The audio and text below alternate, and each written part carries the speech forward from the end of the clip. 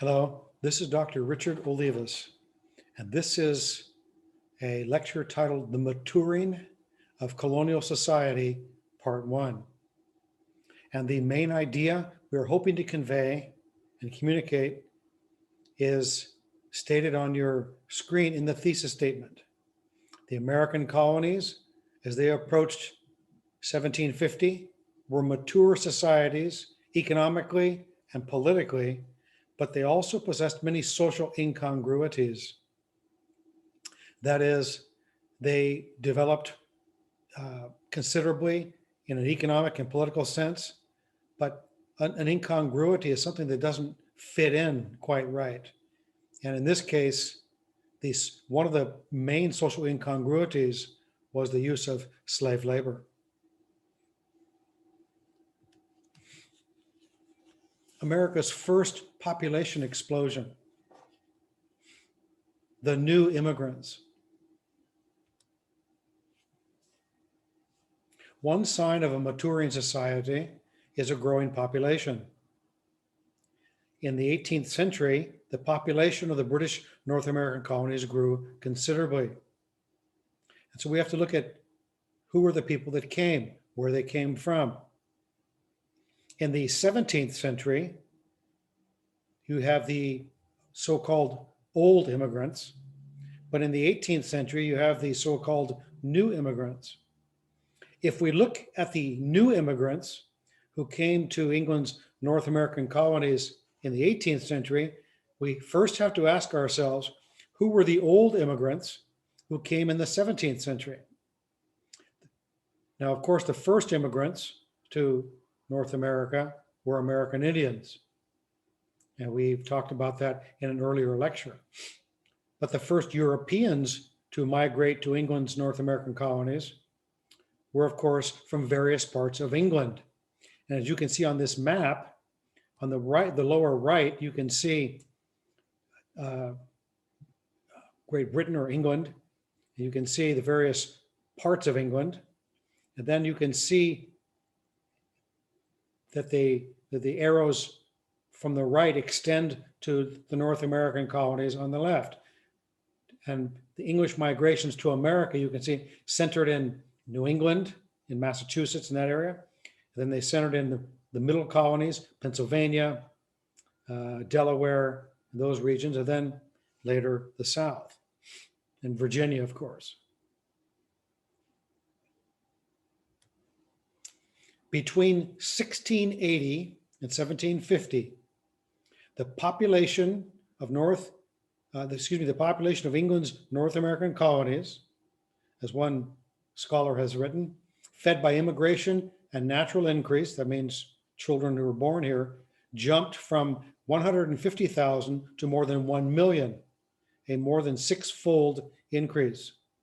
Immigrants in the 18th century, and the 18th century would mean 1701 to 1800, came mainly from Germany, Ireland, and Africa. And most were indentured servants and slaves. In fact, by 1760, Africans made up 20% of the colonial population. Germans made up the largest group of immigrants to England's North American colonies in the 18th century.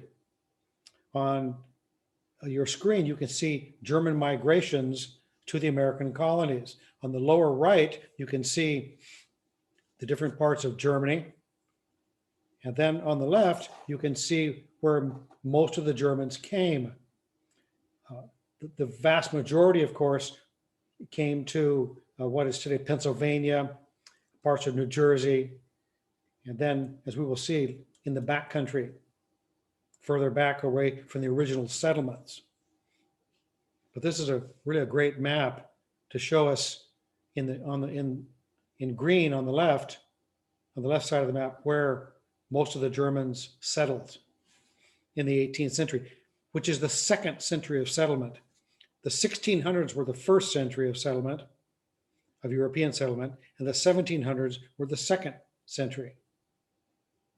Excuse me, let me just make sure I said that right. The 17th century, or the 1600s, was the first century of settlement, And then the 1700s or the 18th century was the second century of settlement. And Germans, of course, were the largest group. Most of the German-speaking immigrants were Protestant farmers. Protestant means non-Catholic. Protestant farmers fleeing famine, war, and epidemic diseases. German families settled in the backcountry from New York to South Carolina were promoters, principally in Pennsylvania, promised good land and no military duty.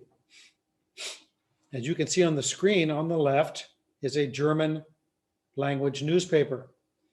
This was published in May 1732 by Benjamin Franklin. And it was a translation of the Philadelphia Gazette, just translated directly into German. On the right, you can see a building which was called the German Society. And it was formally organized in 1764 to help newcomers from Germany who were in the Pennsylvania area. It had existed informally before that, but it formally became an institution in 1764, the German Society. This is an important map that shows the ethnic breakdown of European immigrants just into the port of Philadelphia between 1710 and 1769. And you can see on this map, well, there's a lot of detail here, and we're not talking about all of it, of course, but you can see on the map where the blue arrow is in the 10-year period between 1750 and 1759, that 76%, more than 3 out of every 4 European immigrants arriving in the port of Philadelphia were German speakers. And of course, the second group would be Irish, and then English, the smallest group. So sometimes people think it's all English, but in the 18th century, the immigrants came from a very different area, different parts of Europe. Also, the second largest group after the Germans were the Irish in the 18th century. Many immigrants in the 18th century came to the North American colonies from Ireland. After German-speaking immigrants, the second largest group were Protestant Scots-Irish farmers who moved into the backcountry following the mountain valleys from Pennsylvania all the way south to Georgia. The Irish were Roman Catholics, so the Scots-Irish were Irish immigrants who were Protestants or non-Catholics. And you can see on this map that the vast majority, the overwhelming majority of Scots-Irish came in the 18th century and settled in the backcountry. The largest, of course, in the green area there under Pennsylvania, but then all the way down to Georgia in the backcountry. By 1769, as you can see on this chart, the 30.4%, or 3 out of every 10 residents in Philadelphia were from Ireland. You can see the green arrow. And the green represents, in the bar, 27% of people who lived in Philadelphia were English, 30% were Irish, 32% were German. So in Philadelphia in 1769, that decade, you have almost as many Irish as you do German. If you look down on the red arrow, by contrast, in 1709, the Irish only made up 24%, and the English were 43%. So the point is that if you look back up where the green arrow is, by 1769, there were English immigrants were 27% of the population of Philadelphia, but there were more Irish, and there were more Germans than there were English. So it's the composition of the population is really changing not only in the backcountry, but in the large cities like Philadelphia, Boston, New York, and other places. Their changing social origins. In the 17th century, 1601 to 1700, many colonists to British North America had come from England's upper and middle classes and had been active builders of colonial churches and governments.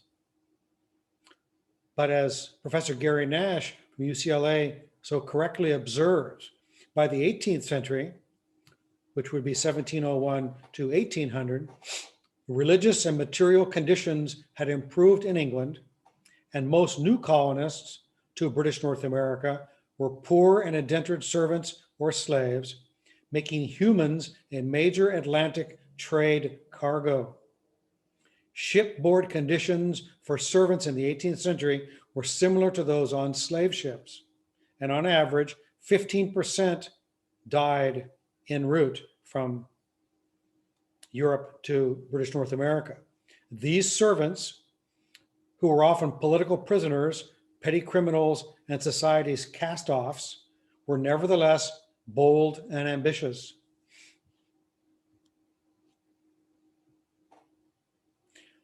This is a document that shows us how a felon or a criminal was transported from England to the American colonies. This document assigned, quote unquote, an English felon or prisoner named Richard Golding, and it assigned Richard Golding for 7 years to a man in Virginia named Nathaniel Love. Part of a large transatlantic trade in convict labor, this transaction occurred in 1772, only 4 years before the Declaration of Independence was signed. So criminals were allowed to get out of prison if they would agree to go to North America and be indentured servants for a period of time, in this case, 7 years.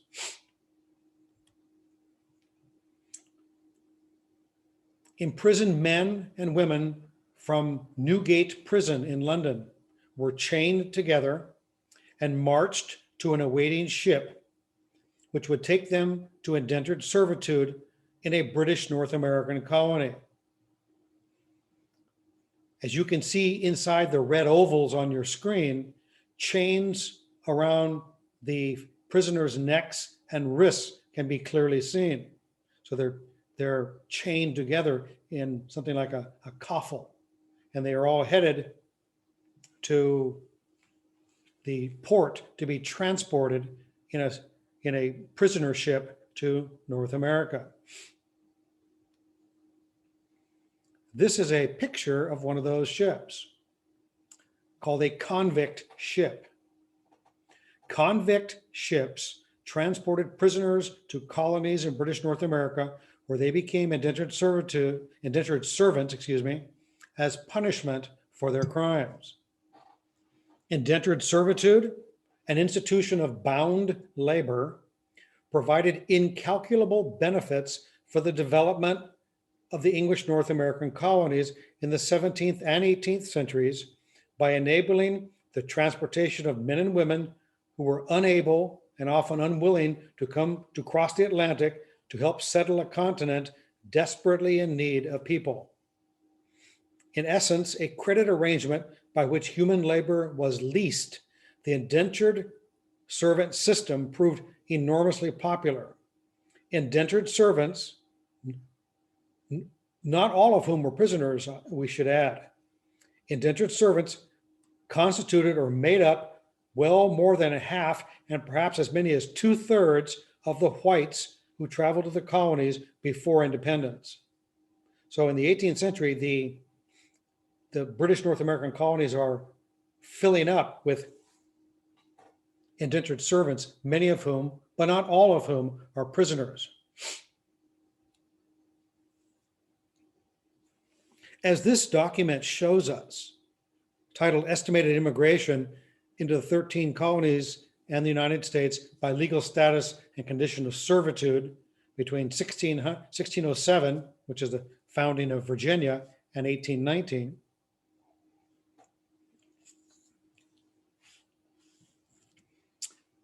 I titled titled this little box on the right, "The Historical Importance of Indentured Servants."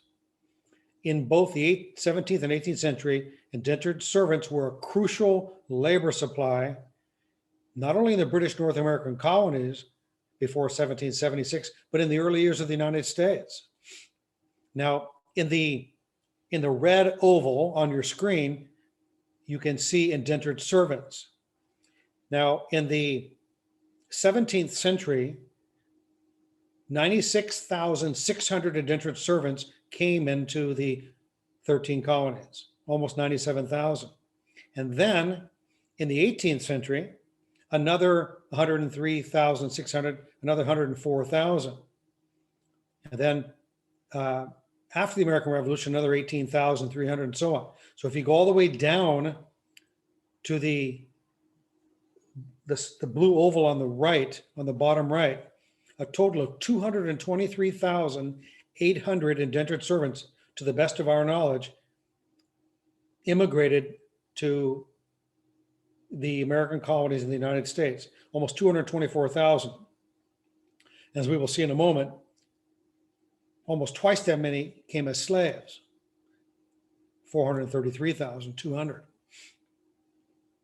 So indentured servitude and slaves make up a very large percentage of not only the population, but the labor supply in early American history. Opportunities narrow by the 18th century. British North America represented opportunity for indentured servants to become independent landowners. But the labor system was so harsh and inhumane that few survived. Those that did survive prospered in the 17th century. By the 18th century, more lived to complete their labor contract, but once free, had less opportunity and remained poor. In general, it was the masters who benefited most from the indentured servitude system, meaning that once the indenture or the contract was completed after serving for 7 years, the chances for success were becoming less and less for indentured servants who had been freed. Enslaved Africans, because the three largest immigrant groups that came in the 18th century were Germans, Irish, and Africans. And of course, most Africans, except a small percentage that we talked about in an earlier lecture, who came in the 17th century and became indentured servants. In the 18th century, Africans are coming as slaves, and they are coming against their will. In British North America, slavery grew tremendously in the 18th century. The importation of slaves increased considerably after 1713. Most slaves were auctioned off to Southern planters, although some were sold in northern cities as domestic servants. And you can see in the table on the left, under slaves, where the red arrow is, you can see the massive growth between the number of slaves that came in the 17th century as opposed to those who came in the 18th century. In the 17th century, 33,000 came, but in the 18th century, nearly 280,000. That is a nine-fold increase. I mean, that is astonishing. And of course, the growth continued.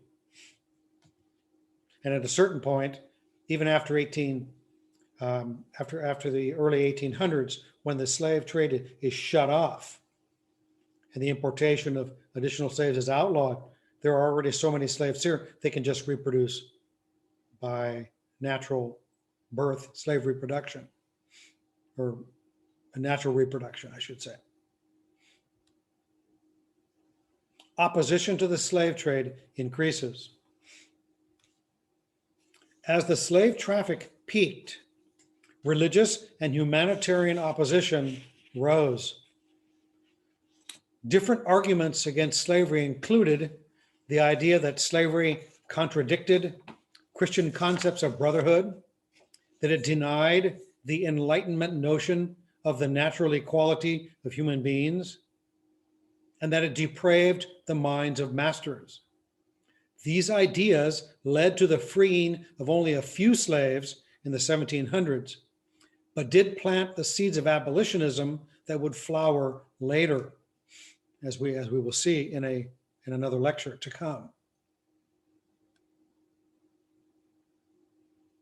Beyond the Appalachians.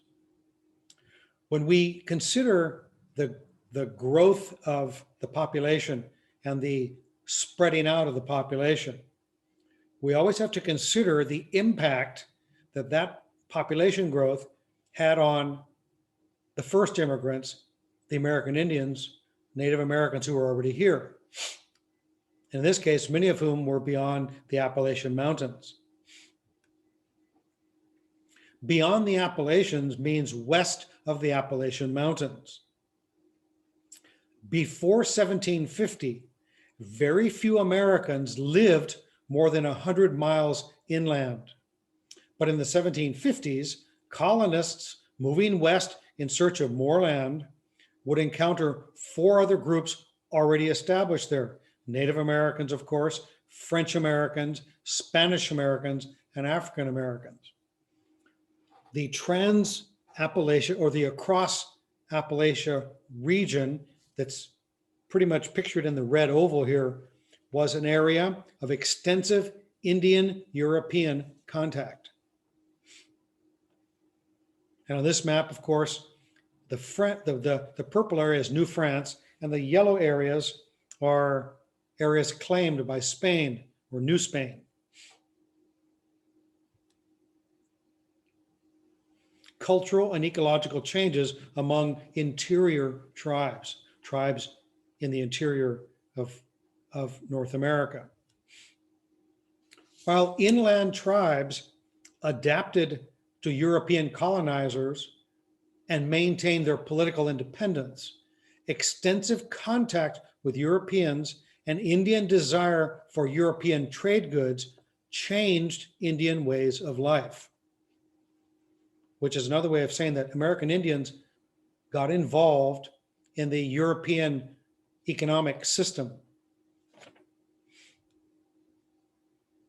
And when that happened, some Indian ways were lost.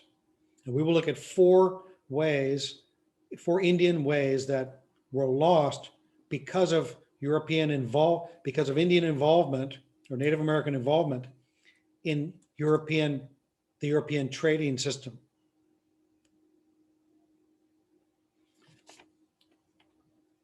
One important way that American Indian culture changed was it changed the purpose of hunting. Their involvement in the European trading system hurt them and caused them to change their views on hunting. Now, the one thing that American Indians had, and when we say American Indians, we mean Native Americans. That term is used with the utmost respect. American Indians or Native Americans, in addition to land, had one thing the Europeans wanted very much, and that was furs or animal skins. Indians, Native Americans, have traded furs or animal skins for centuries. Extensive contact with Europeans and desire for trade goods changed Native American ways of life. As I said, we use the term Indian, American Indian, and Native Americans interchangeably. They mean the same thing. Before contact with Europeans, Native Americans were what we call subsistence hunters. Subsistence hunting means that Native Americans only killed enough animals to feed their families. They did not overkill animals. But after contact with Europeans, Indians became commercial hunters. Commercial hunting means Native Americans began to kill more animals than was necessary to feed their families because they could use animal skins to purchase European trade goods. So they began to overkill animals. And you can see in this photograph an American Indian woman who has bundles of animal skins to trade. This, of course, was taken at a later period. Beliefs about man or humans and nature were undermined. In this painting, Native Americans give thanks to the Great Spirit for the sacred bounty of the animal that has given its life so humans can have food to eat. Extensive contact with Europeans and Indian desire for European trade goods changed Indian ways of life, leading Native Americans to become commercial hunters. But killing more animals than necessary to eat undermined or undercut the Native American spiritual ethos or idea or belief that humans and animals should exist in harmony and that hunters should only kill what is needed. So for a while, at least for a while, American Indians, by overkilling, in a way did what they knew was wrong. And some would say that they hurt their conscience in a way by doing this, but they certainly went against an important belief that they always held, that you don't overkill. So even in this particular painting called The Sacred Bounty, we can see that even one animal that has died, the Indians sort of have a, I don't want to say a moment of silence, they have a moment of prayer and thanksgiving that they have enough food to eat. But they did not overkill.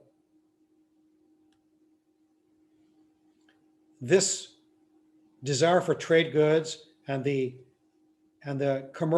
transition to commercial hunting also caused greater conflicts between Indian tribes who were near one another. The fur trade heightened intertribal conflict as tribes were sucked into European rivalries, invaded other tribes' hunting grounds, and adopted European weapons. So when Indians were subsistence hunters, they had enough animals to kill for food on their own tribal homelands. But when they make the transition to become commercial hunters, there aren't enough animals. So they begin to invade the tribal homelands of other tribes. They go into the land of other Indian tribes and start poaching or taking animals from there. And then another tribe does the same thing, and another tribe does the same thing. And pretty soon, many Indian tribes are crossing the boundaries into another tribe's lands to get enough animals' skins to trade. So it causes conflict and wars. And this led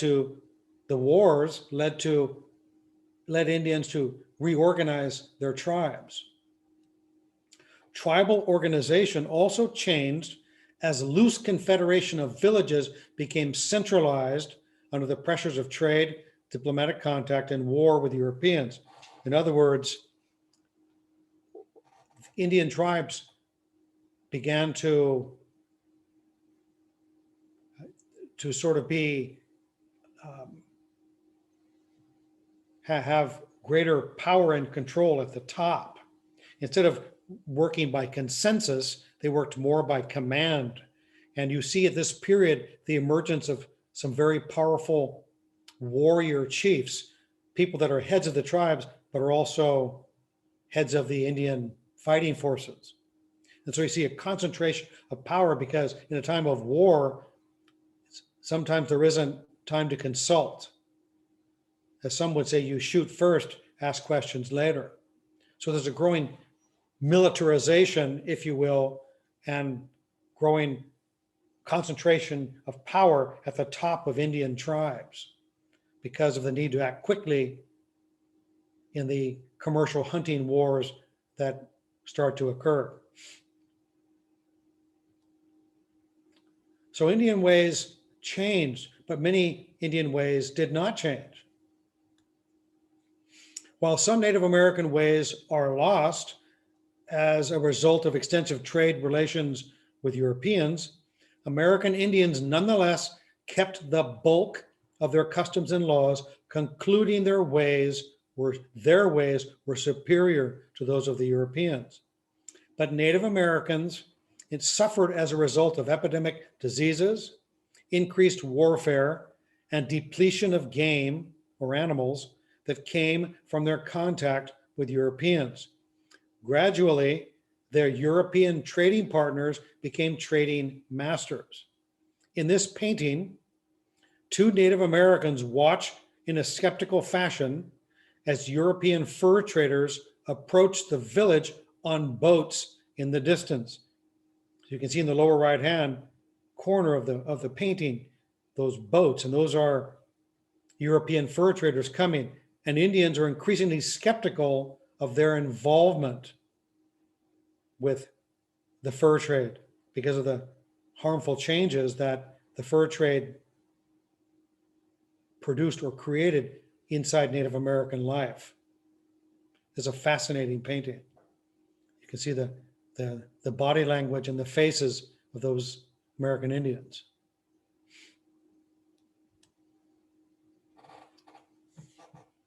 Also in the American interior was New France.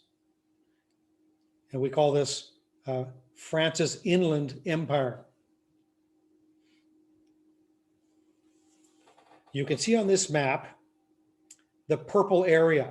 The purple area represents the extent of the land claimed, not necessarily occupied, but claimed by France in North America. And that empire was called New France. As British North America on the right in the green grew in size and population, France tried to blunt or inhibit or limit English expansion. And it did so by sort of encircling them, as the red arrow indicates. Between 1699 and 1754, the French built a system of small forts, trading posts, and farming villages connecting French Canada in the upper right, where you see Quebec, connecting French Canada with the Gulf of Mexico on the bottom, where New Orleans is located. And they did this to encircle or to block, to sort of make a loop around the English so the English could not push out any farther.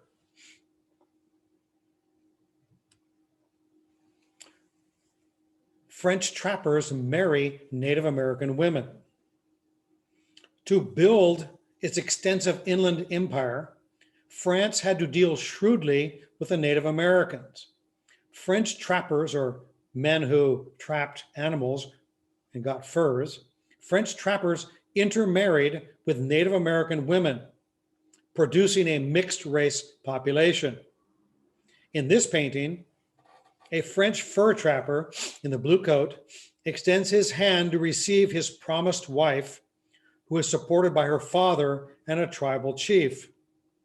By intermarrying with Native American women, French trappers gained access to families and to furs.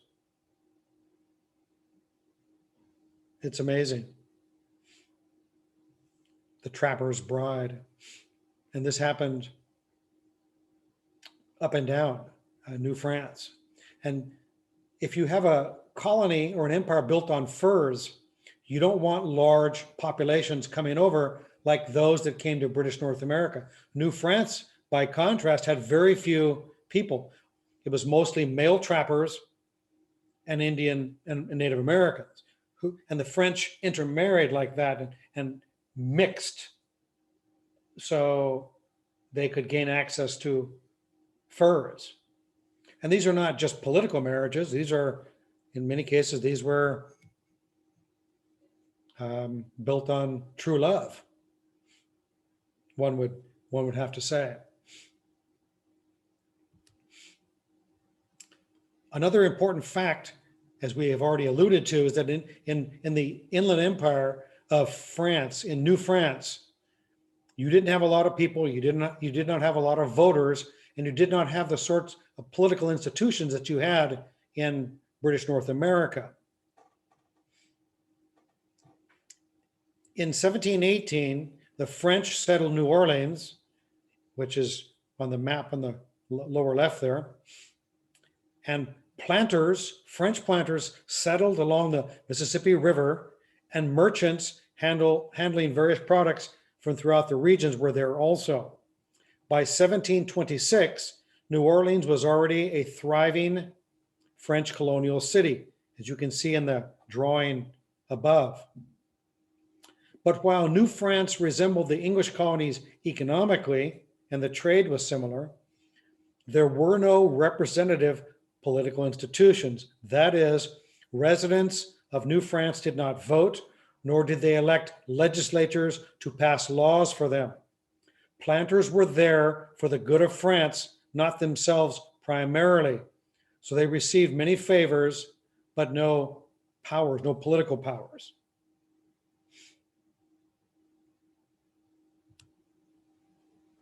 Slavery's growth in French Louisiana. Slavery continued to grow in French Louisiana until by 1765, blacks outnumbered whites. The paternalistic black legal code of the French gave slaves some protections in court. And after the French took over the colony in 1769, slaves were given the right to buy their own freedom. Soon, a large free black class emerged, particularly in New Orleans and surrounding areas. But when the United States acquired Louisiana in 1803, both freedom and manumissions were discouraged. This table from 1769, excuse me, shows that nearly 300 slaves on one ship were brought from Africa to French Louisiana, as we said, in 1769. And you can see in the red oval at the bottom, the number of men, women, boys, and girls. And if you notice and you can see on the left, is in the red oval is the slave ship. The two ships on the far left, on the upper side are the maps of the ships that show those barrels. You will notice that slave ship owners allowed more space between the barrels of wine than space between the slaves, who were tightly packed, as we learned about in an earlier lecture.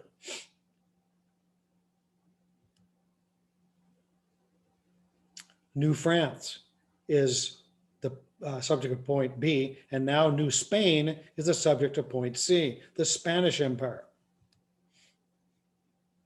Now, we looked at New France in the purple, but now inside the two red ovals are the territories claimed by the Spanish, sometimes called New Spain.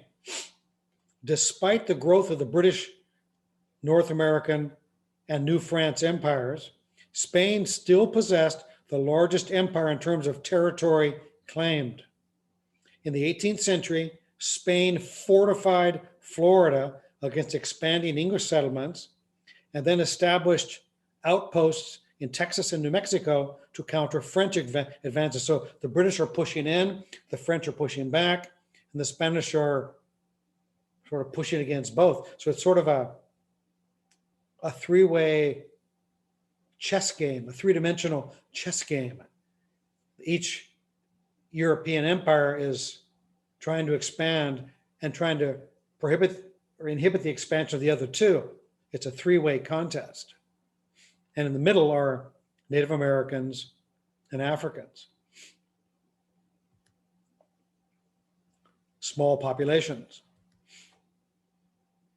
The population of Spain's North American colonies remained small, just as it had in New France. And Spanish men drastically outnumbered Spanish women, reducing the number of available wives from the mother country. So racial mixing was extensive in New Spain as Spanish men intermarried with indigenous women, just as French trappers had done in New France.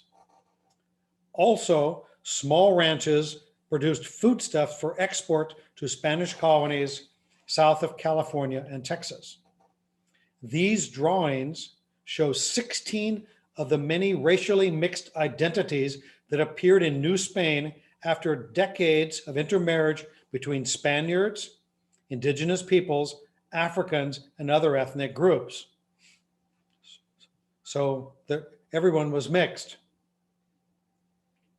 And as we sometimes say, it's okay to be mixed as long as you're not mixed up.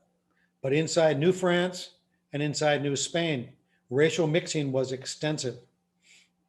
The so-called hidden history of America.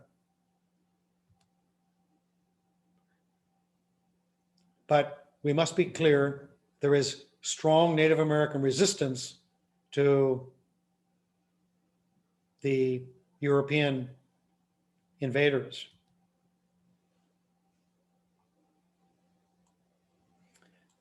Native American resistance, sometimes successful, sometimes not. Now, this is a very strong image, of course, and we must explain what it means.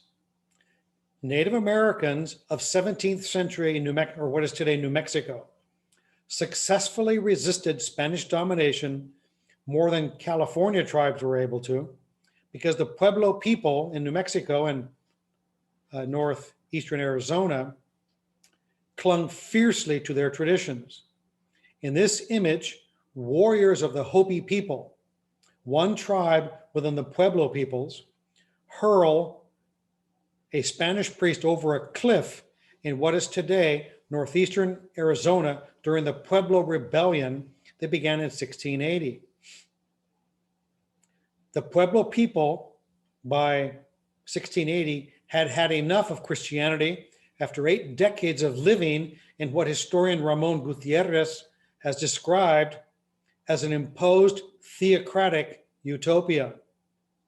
Backed by armed force and not reluctant to use the whip, Catholic missionaries had set out to destroy the ancestral Pueblo world in every respect, including what people could believe and how they could marry, work, live their lives, and pray. When the rebels could capture Franciscan priests or brothers, they killed them, sometimes after torturing them. In California, however, Native American resistance often was less successful. Franciscan missions succeeded in forcibly Christianizing, subduing, and enslaving Native Americans in many parts of California.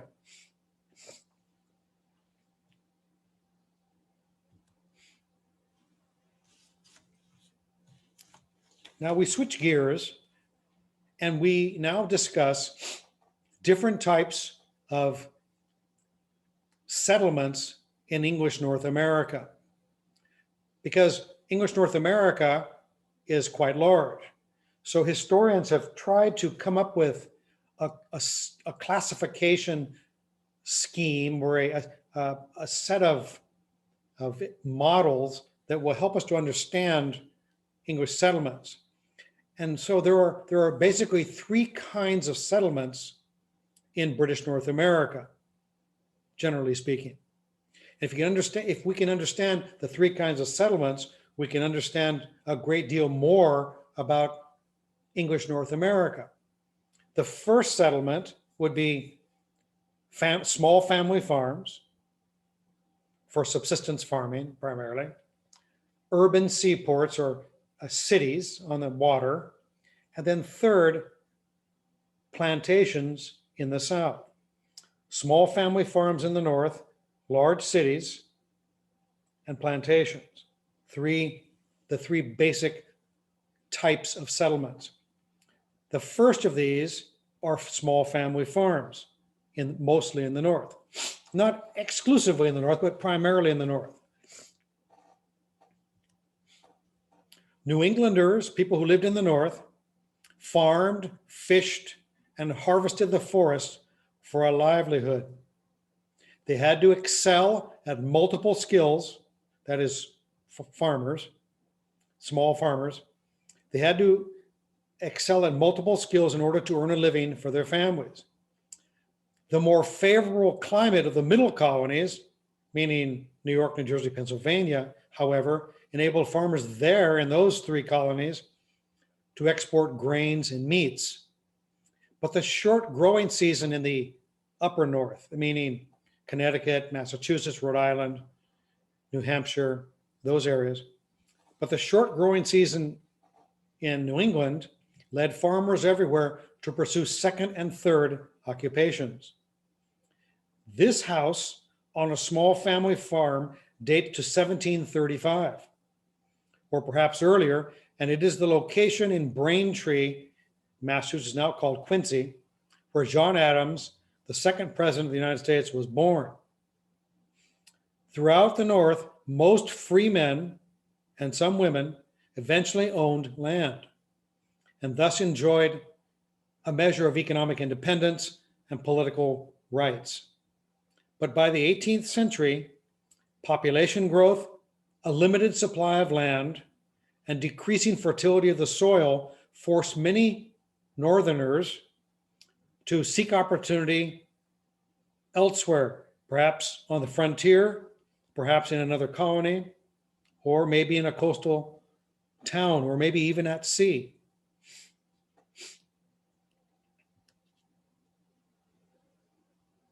Changing values.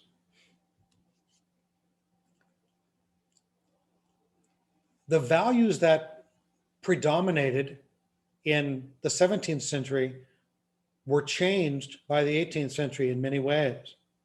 In the 17th century, many English settlers in North America, especially Puritans in Massachusetts and surrounding colonies there, believed that a person could not serve God and mammon. That is, they could not serve God and money at the same time.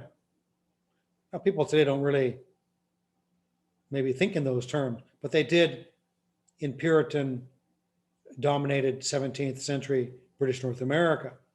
But by the 18th century, many of those same persons, influenced by prominent ministers in Boston, began to believe that the children of the Puritans could serve God and money at the same time. Throughout the North, economic opportunities and the Protestant work ethic were breeding qualities that eventually would distinguish American culture: ambition, individualism, and materialism. Commitment to religion, family, and community had not completely disappeared, but few colonists still saw daily existence as a preparation for the afterlife. Making the rich feel welcome at church. One religious leader who taught 18th century Puritans that they could serve God and money was the famous Reverend Benjamin Coleman on the left, pastor of Brattle Street Church in Boston on the right.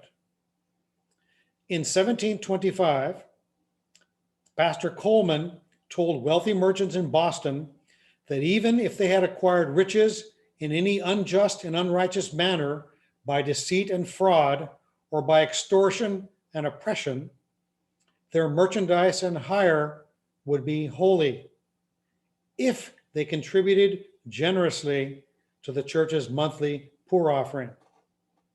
Even ill-gotten fortunes could be sanctified, according to Coleman. For many years, wealthy Bostonians continued to feel welcome at Brattle Street Church, where piety and prosperity peacefully coexisted. On the eve of the American Revolution, this congregation, Brattle Street Church, contained one out of every four of Boston's merchants and shippers and at least that fraction of the town's total wealth. Well, what does this mean? Well, it meant that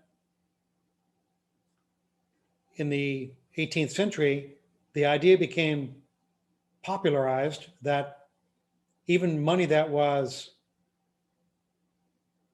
ill-gotten, even money that was obtained through fraudulent means, could be made holy. It could become clean, if you will. The young people today say that someone's money is dirty. Interestingly, there's perhaps a similar idea around today that your money can be dirty, but you can go legit, particularly if you give a little bit of money to the poor or something like that. That idea today that you can start dirty and go legit has its intellectual roots or traces back to this very time period and this very man that we're looking at right here. Others, of course, would say, the 17th century Puritans would say, in modern language, they would say, you start dirty, you're still dirty. Start dirty, stay dirty. But this is obviously a hotly contested idea, even in the present hour. But it just shows you how values are changing in British North America. And it shows you to some extent how we embrace those ideas today. Another idea concerned land and the purpose of land. Most settlers who came to northern colonies in British America were farmers, and they desired land for small family farms.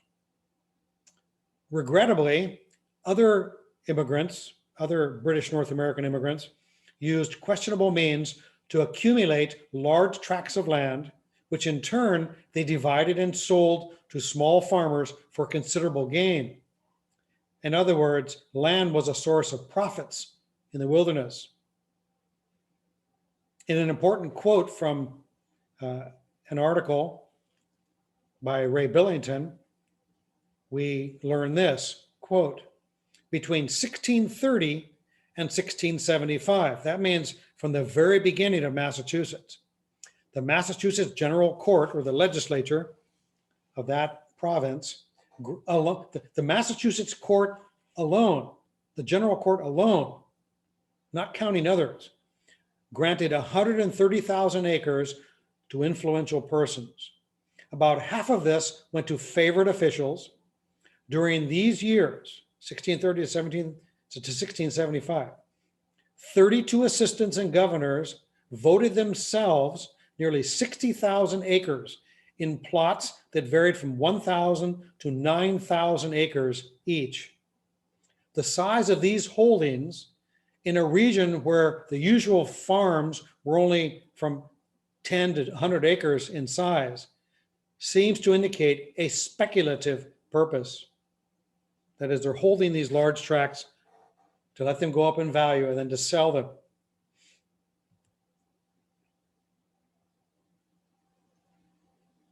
Women and the family in Northern colonial society.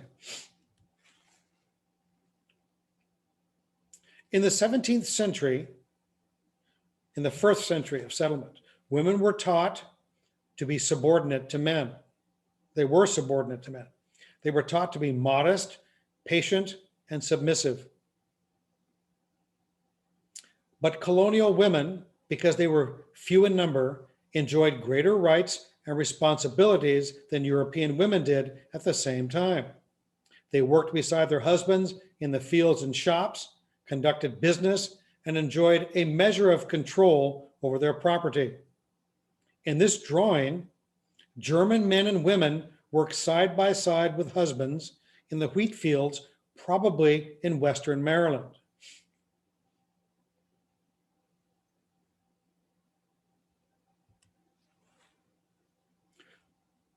At the center of colonial family life.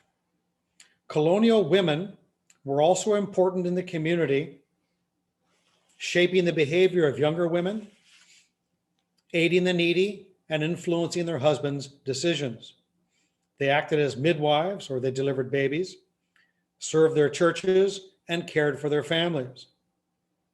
In the 18th century, colonial women married early, had large families, and gradually replaced their husbands at the center of family life. In this portrait, titled The Cheney Family, the second Mrs. Cheney is at the center of this painting, in the blue arrow, where the blue arrow points, while her husband is at the left, where the gold arrow points. Probably he was a widower who had lost his wife with adult children, and likely she was a widow with young children. So the widower and the widow married and had additional children, a classic case of yours, mine, and ours. And someone asks, well, who is the more elderly woman between Mr. and Mrs. Cheney? In all probability, that is the wife's mother or the husband's mother-in-law. But some people, it was common to have multiple marriages because people died at a considerably higher rate then than they do now, at least in some areas.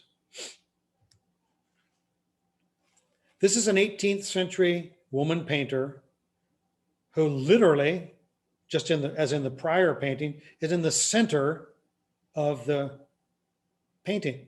She's at the center. It's about her.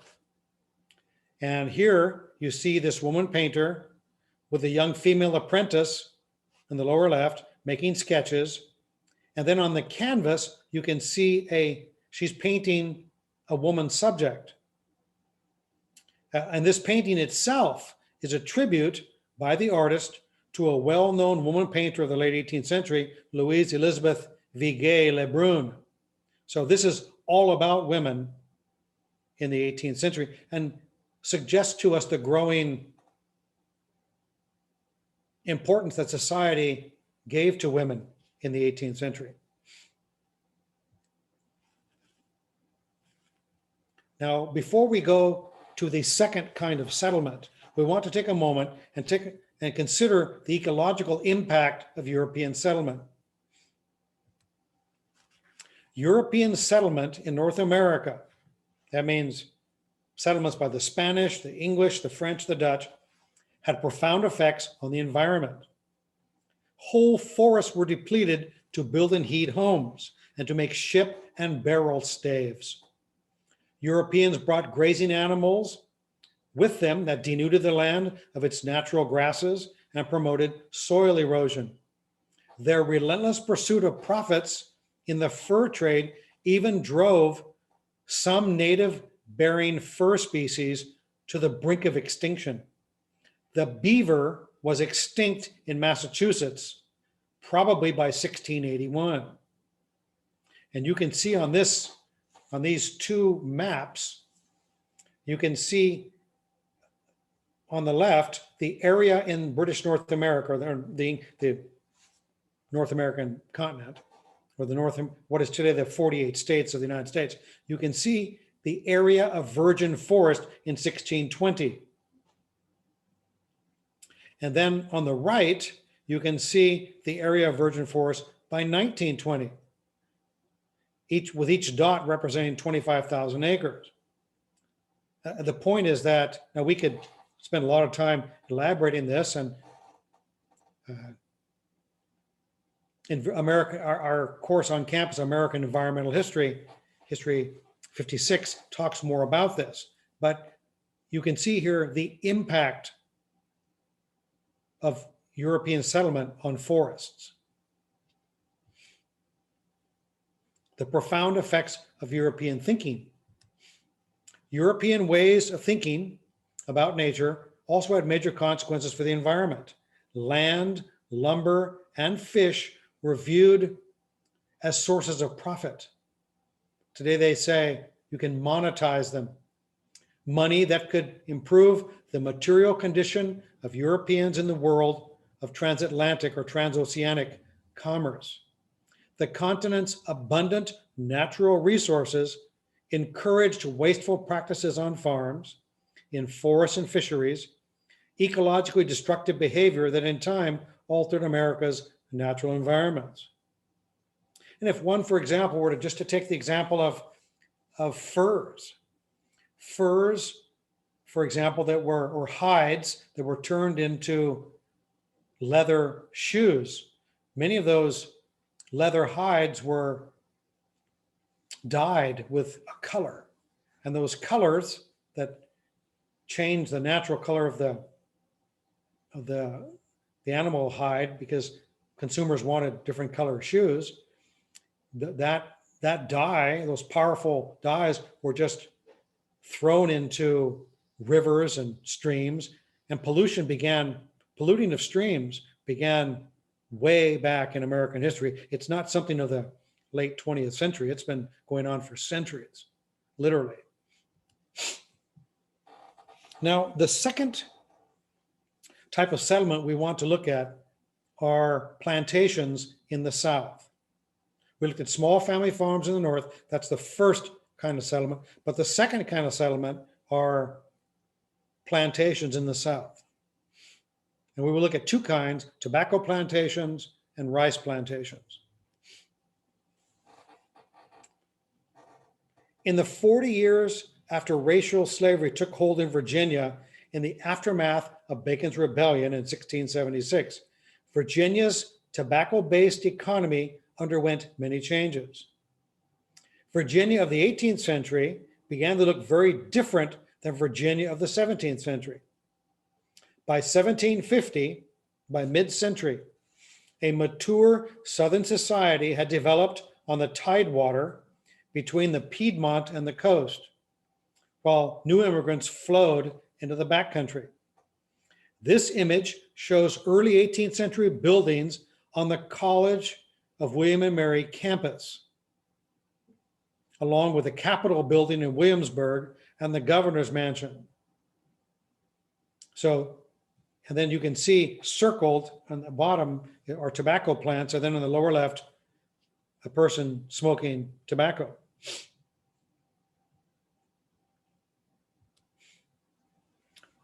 Planters had to adapt to changing circumstances.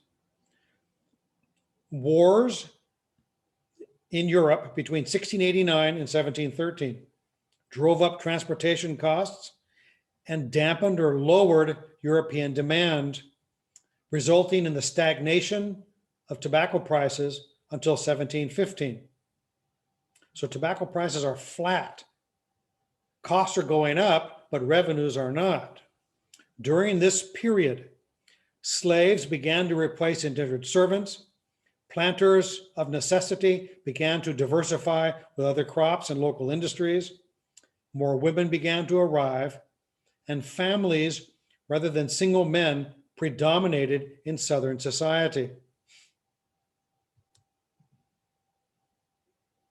Slavery and the tobacco trade improved the social and financial prospect of 18th century planters in Virginia, because plantations became larger and larger and more organized.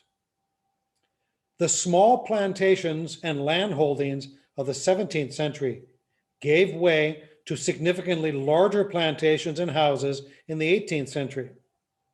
This drawing shows the layout and arrangement of plantations owned by the so-called great planters, the large planters, in English Virginia's second century of settlement. 18th century Virginians labored mightily to organize, regularize, even to sculpt their tracts of land. For most planters, these and other signs of work were the most substantial, compelling demonstrations that planters could successfully organize, manage, and dominate their household, their plantations, their world. A tobacco plantation in Virginia, 1700. Despite the large number of slaves imported into the English American colonies, only a minority of Southern families owned slaves. But most Southerners aspired to own plantations with slaves and to pursue an aristocratic lifestyle. The Southern aristocracy lived lavishly in stately mansions like this one. This planter elite controlled all aspects of Southern politics and society and passed this control on to their sons and daughters. Southern planters were agrarian businessmen living on large working farms. Tobacco cultivation was demanding, and a planter's reputation depended on the quality of his crop. Planters' wives supervised household production and managed family members and servants. With little contact with the outside world, planters learned independence and to be impatient with outside restraints. The Rice Coast, another type of plantation. There are tobacco plantations and rice plantations. The Rice Coast is used generally to describe South Carolina and Georgia. The Rice Coast refers to the colonies of South Carolina on the left and Georgia on the right. In these colonies, swampy, low-lying areas, especially along the coast, were ideal for growing rice.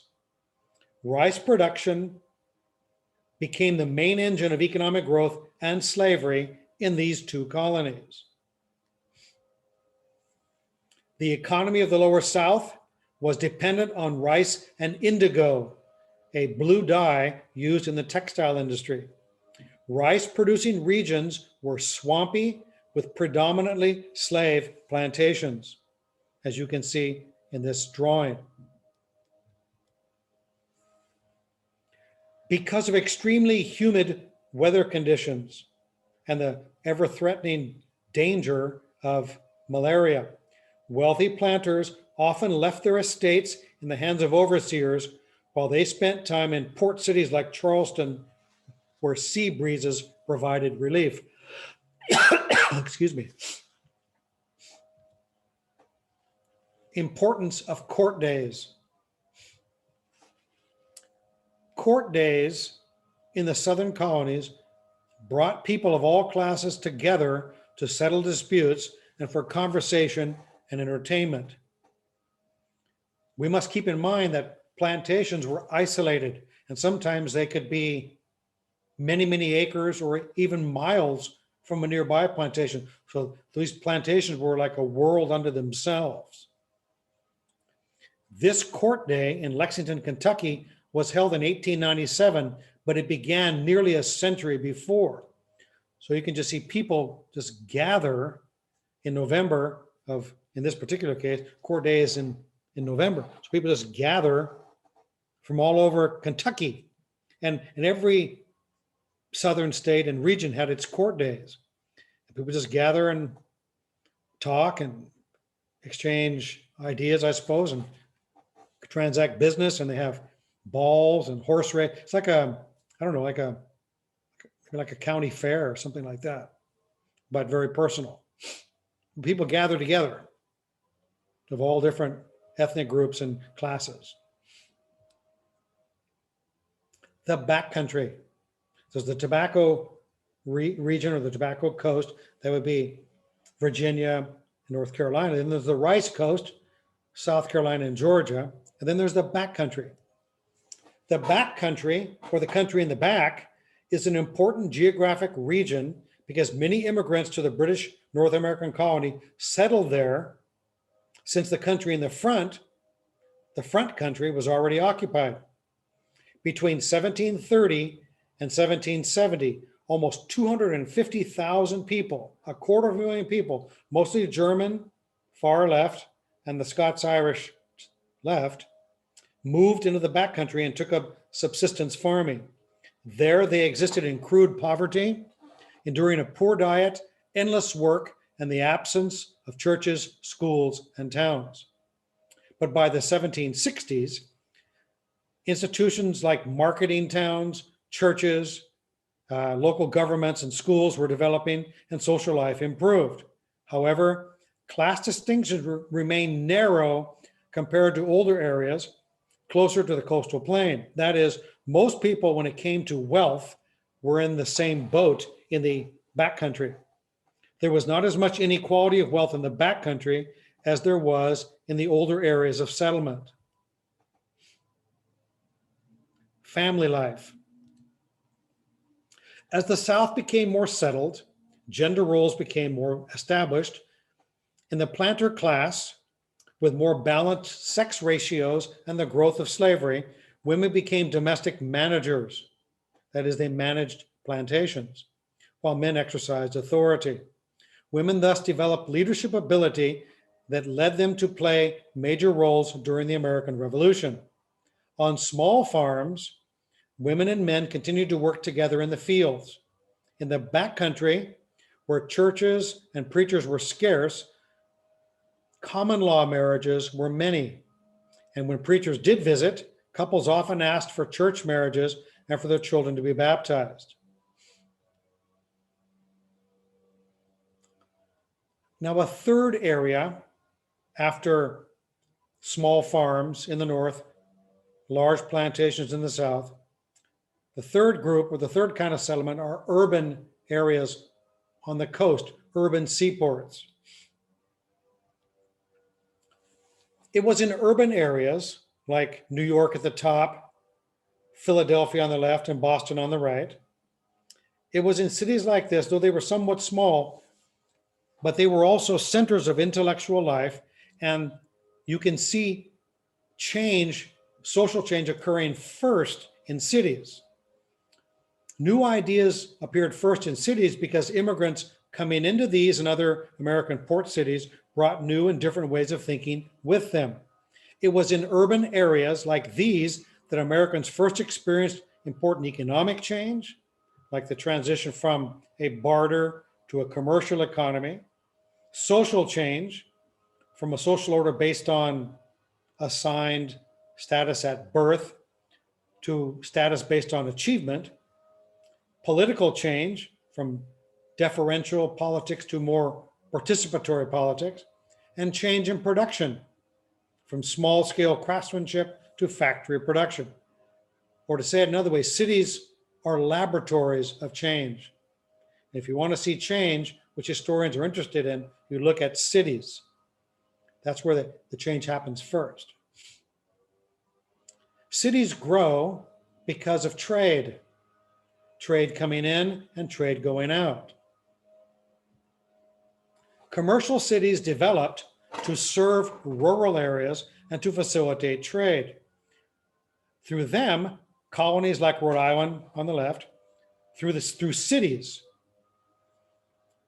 colonists marketed staples like beef, butter, cheese, molasses, pork, rum, sugar, and vegetables in the red oval, and purchased manufactured goods and luxury items from Europe, like books, clothing, Delftware vases and tiles, and wines, as well as items like indigo, rice, tobacco, and wheat from other colonies in the blue ovals.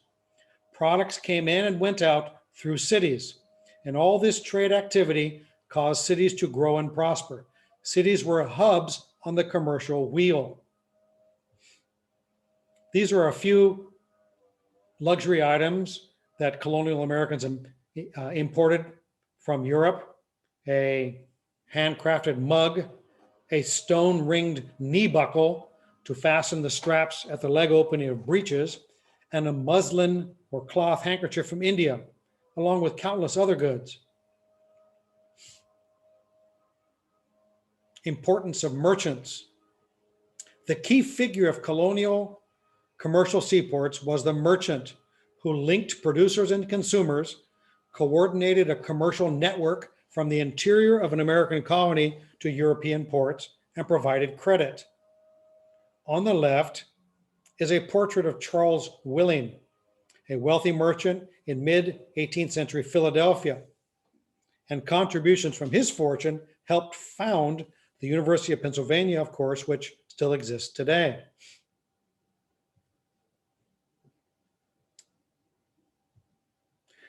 By the 18th century, the American economy was part of an Atlantic trading system, and Great Britain pursued policies grounded in what we call mercantile assumptions.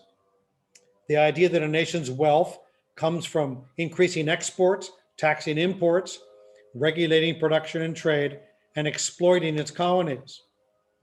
Colonial exports, what Massachusetts and Virginia and all the American colonies exported or sent out, never equaled in value what they imported. So they're in debt, as it were. That is, they're spending more than they're making. So they had to earn credits in England by supplying the West Indies and other areas and providing shipping services. New England, especially, became active in what we call the carrying trade. Many American ships made transatlantic voyages carrying goods as delivery drivers, not to make money for their owners, but to pay off debts. They had to rent out their ships, as it were. The artisan world. Artisans who specialized in handicraft industries in small shops were far more numerous than merchants. The work of an artisan depended on weather, supply of raw materials, consumer demand, and other variables, leading to uncertainty and sometimes hard times. But artisans took pride in their crafts, viewing themselves as the backbone of the community, although the upper classes, the wealthy, regarded artisans as vulgar mechanics. Following a lengthy apprenticeship, artisans became journeymen, working for a master craftsman and often living in the house. A journeyman aspired to save enough to set up his own shop and thus attain economic and respectability on his own. In this painting, Paul Revere, a master silversmith in Boston, takes great pride in the silver teapot he has crafted from a raw lump of silver. It's just beautiful. Here's another silver set that was commissioned in 1773. This is a trophy, as it were, or an urn given to the governor of New York in 1825 for having completed the construction of the Erie Canal. You can see how, if you come in close and look at the detail on that, it's just astonishing the amount of skill that went into a production like that. And this, I don't know the exact price of this, but it was considerable. We should also point out the important role that shopkeepers played in 18th century America. Here you have a shopkeeper, in this case, who was a woman. And women could be shopkeepers too, as well as men. In this painting, a woman shopkeeper sells lemons and sugar. The sugar is in cones and wrapped in paper. You can see those purple looking things. And then she is also counting out coins or tokens. Many shops of this period struck their own tokens for payment of goods. Now, we don't have time to analyze this entire document, but the point is that in colonial cities, the gap between the rich and the poor is growing. People are getting, the rich are getting richer and the poor are getting poorer. And huge fortunes were made. A large, wealthy entrepreneurial class comes into existence. And at the same time, poverty is growing, and city officials or town officials don't really know how to deal with it. They're not sure what to do. And so they build poorhouses and they build debtors' prisons and workhouses and things like that. And you can see in this chart on the left, and again, it's a little complicated, but you can see at the top, there's something called Gini. It's in a red circle, Gini. That shows us the inequality of wealth. Let's say it that way. And you can see in the farm country of Chester County, Pennsylvania, that over time, between 1693 and 1782, it grows a little, it grows some, but not a lot. Well, it doubles. But look at New York City in the red, second red arrow. The inequality starts high at 0.60, and the higher the number, the greater the inequality, and it grows to 0.72. But look at Boston. By 1687, the Gini coefficient is already 0.7. And by 1860, on the eve of the Civil War, it's 0.94.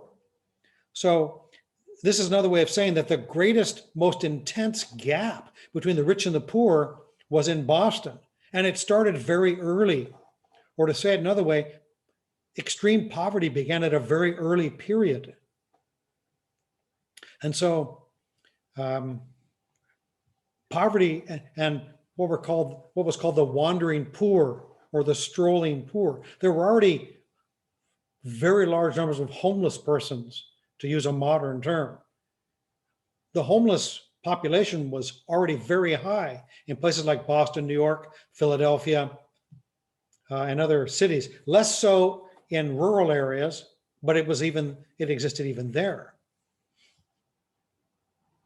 So sometimes, 2 generations ago, historians of early America pretty much talked about the growth of liberty and prosperity and things like that. But in the late 20th century, the last third of the 20th century, historians, particularly people like Gary Nash from UCLA, and my advisor, I'm privileged to say, Gary Nash focused on the growth of poverty in early America, and he documented it and others like this article, this table here, you can see the tremendous poverty that existed at a very early period.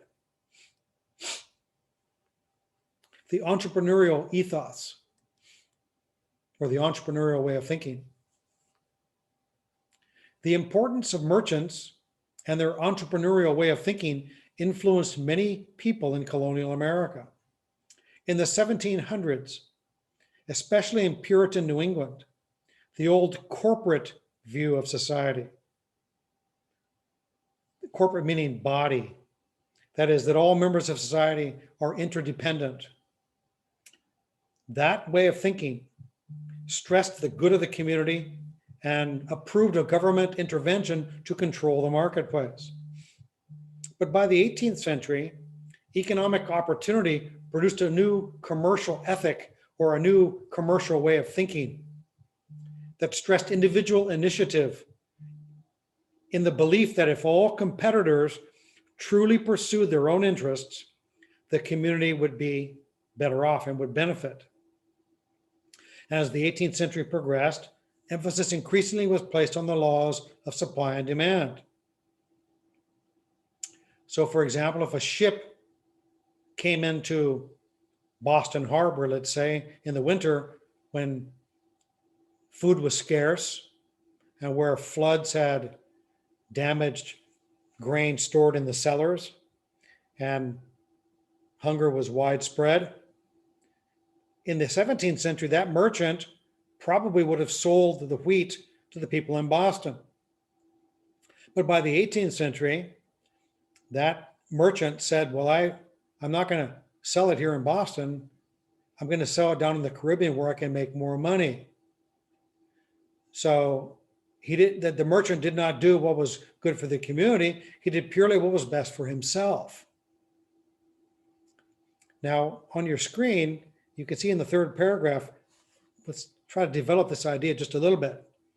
The idea that the community benefited when people pursued their own self-interest. That's the idea in the 18th century, that the entire society will be better off if people do what they think is best. If you do what's best for you, that'll help everybody else. That's the idea.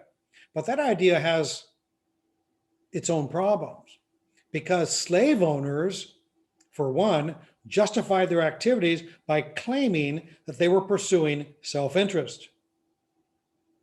And as historian David Bryan Davis from Yale has pointed out, Many anti-slavery reformers in the 19th century came to recognize quite accurately that the slave system was a product of individual self-interest operating at a global scale or a global level.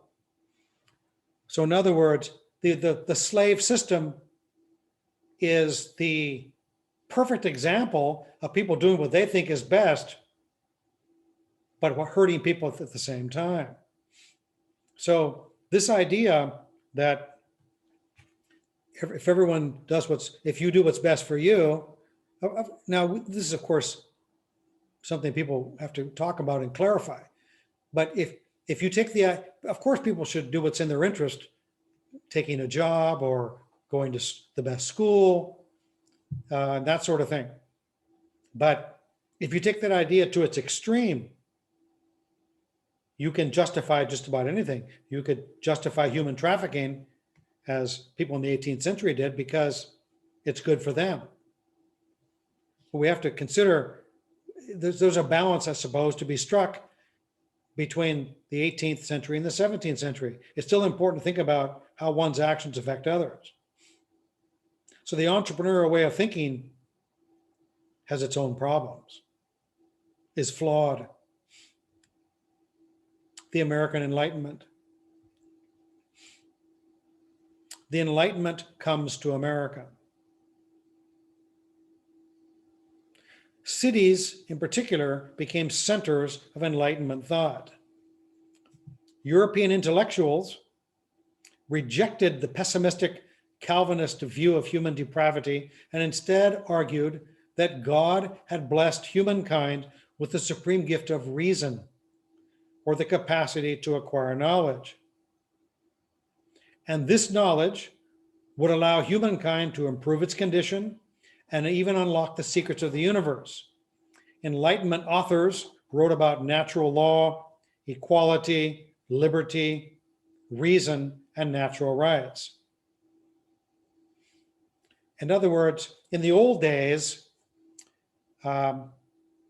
people talked about the Dark Ages, and then they talked about the Enlightenment. Now, we don't use the term Dark Ages anymore, we use the term the Middle Ages. But there were the Dark Ages and then the Enlightenment. The Dark Ages were dark because people were ignorant and pre-scientific. That's the usual explanation. And then people in the Dark Ages tended to believe in the church or the Bible. And there was religious superstition and so on. Well, the idea is the Enlightenment, or sometimes the Enlightenment is called the Age of Reason.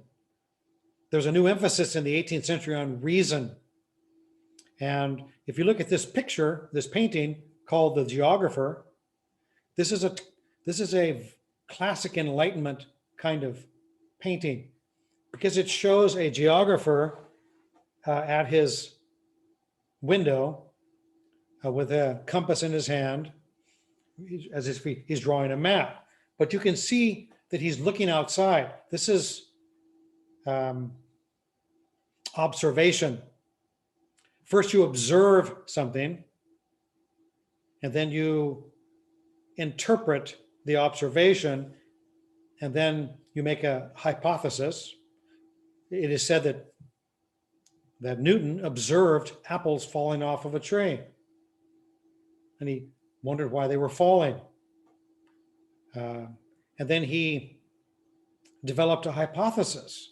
And his hypothesis, first he observed that apples were falling, and then his hypothesis was that there was a force pulling them down. And that's what he thinks is happening. That's his tentative explanation. He observes apples falling, and he says they're not just falling, they're being pulled. But they're being pulled by an invisible force. And then he invented calculus to prove the law of gravity. So this is called the steps in the scientific method. You observe, you develop a tentative hypothesis, and then you prove it, and that advances knowledge.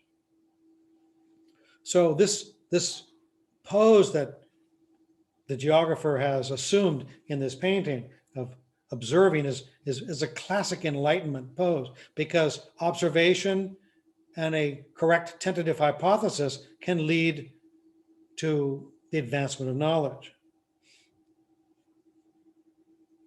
Now, only a small number of educated colonists read the Enlightenment authors, but people popularized it, people made the Enlightenment thinking accessible to ordinary individuals.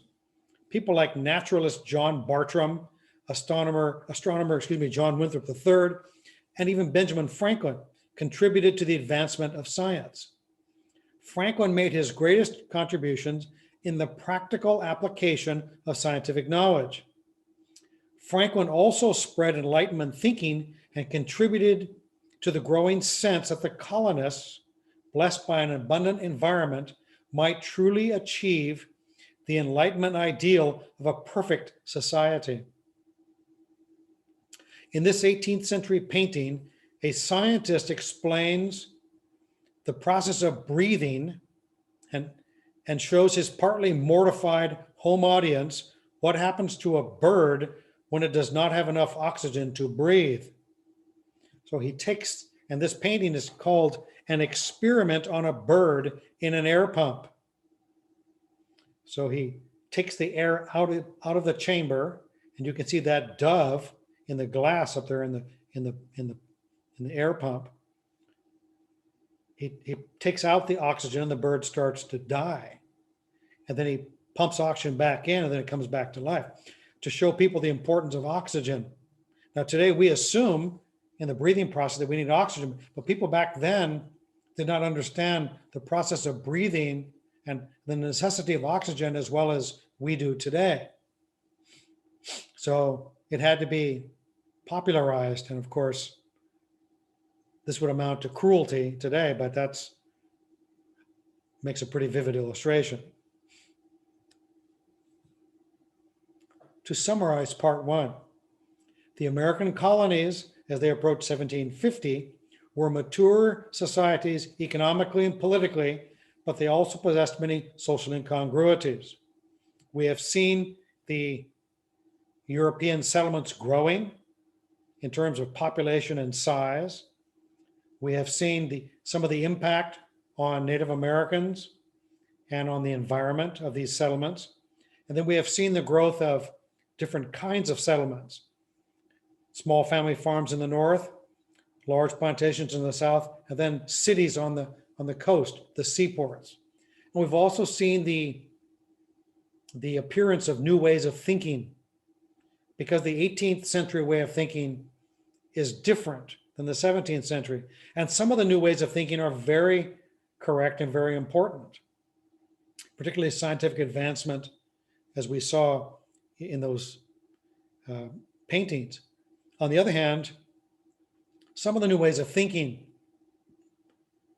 are harmful, particularly when self-interest disregards the interests of others. So not every advancement is good. Some advancement is good, some advancement is harmful. So I hope that is a good summary of part one of this lecture. In the next lecture, we will look at the maturing of colonial society, part two. If you have any questions or comments or discussion, please feel free to get those to me, and I'll do my best to try to clarify and answer those. Thank you very much for your attention, and I really appreciate it.